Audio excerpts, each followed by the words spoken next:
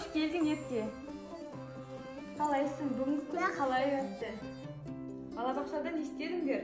Дайындалдық. Ертеңгі болатын сайысқа дайындалдың ба? Таныстыруыңды айтып жіберші. Армысында қалайық, амандас алайық. Мені атым Ерке, тігеді әжем Көкте. Атасының жұлдызы, анасының күндізі. Ерке келем, әкеші мені тірегім. Жарайсың Ерке. Тағы қандай тапсырма берді? Ойынлар. Оюлар туралы бастап келе ма? Сен қандай ою білесің? Бұл қандай ою?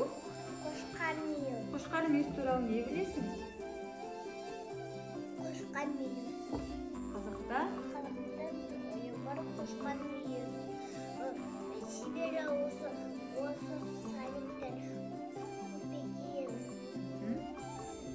Көрсетті құбылады ойымыз. жарайсың.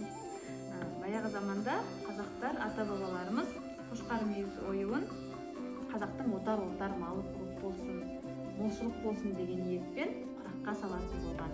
Қара, мен де саған арнап мынандай құрақ құрадым. 4 қошқар мүйізді салған себебім 4 құбылаң түгел болсын дегенім, 4 түлік малым көп болсын дегенім. Жасыл түсті салғаным жастық шақтың белгісі, қызыл түсті салғаным байлықтың белгісі, көк түсті салғаным көк аспаным әрқашанда ашық болсын дегенім. Ерте заманда әжелеріміз құрақты құралып кетсін деген мақсатпен, ынтымағы бір болсын, ауызбіршілігі бір болсын деген мақсатпен тігіп, ырымдап сыйға тартатын болған.